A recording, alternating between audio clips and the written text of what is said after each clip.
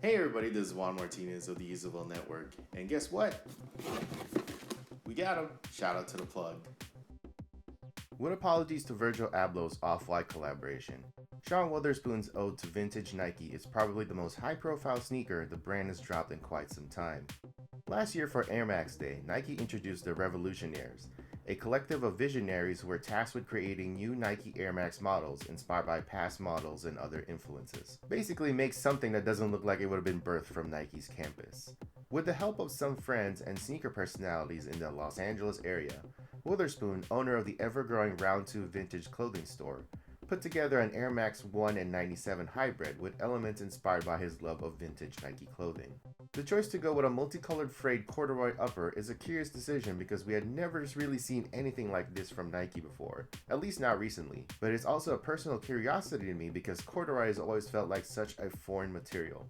I grew up in a tropical setting for much of my childhood, so jackets and long sleeve shirts were not typical attire for me growing up, unless we were going on vacation to say Japan or California. It wasn't until I moved to LA for good that I actually got to see people wear corduroy a lot. While some might identify the material with 70s fashion, I'll always remember it as what the kids in my junior high were wearing when they got a little chilly.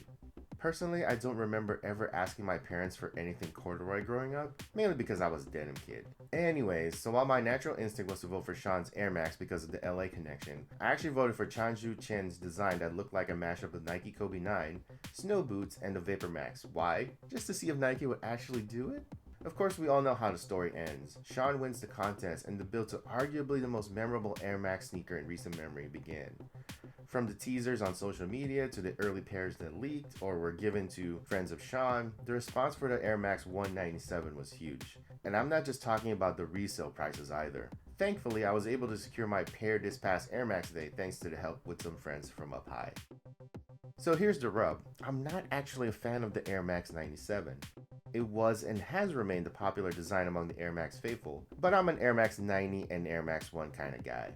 What I am a fan of is Nike handing the reins over to the fans. While some would say that I spend a good chunk of my time in the sneaker media being a cranky old curmudgeon of sorts to teenagers and 20-somethings, I never once doubted their creativity and their vision for what the future of sneakers should look like. Hence the reason why I voted for Chen's design, because it was funny. But what Sean is doing is just as great too, because he's taken his nostalgia and breathed new life to it, much like what he does with Round 2. There's not an ounce of cynicism or corporate influence to it. More than anything, this feels like a sneaker that we're going to be talking about long after Air Max Day 2018, Air Max Day 2019, and beyond. Sean's star has risen to the point where he's starring in Nike commercials with Draymond Green and opening new Round 2 boutiques across the country. Sean's Air Max 197 has risen above the typical sneaker news cycle of losing any bit of cultural relevance the moment it becomes available to the public. It's been almost a full month and people are still talking about it and itching to find a pair to actually wear. So congrats to Sean and his team and to Nike for that, even if my vote didn't get it. Okay, hope y'all enjoyed this unboxing of the Nike Air Max 197 Sean Wotherspoon. So it's definitely cool on Nike's part to create something like this. But at the same time, I kind of wish they had gone and built all of those 12 Air Maxes instead of just one. But these are pretty cool. So again, this is Juan Martinez of the ezyville network. Find out more about the network by going to patreon.com/ezyville. That's EZYVILLE. Subscribe to that. It's how we keep things going. It's how we keep these videos ad-free. It's how we keep our podcast ad-free. And of course, you'll see content on there that you just won't see anywhere else. So check that out. Thanks for watching, everybody. And I will see you at the next thing.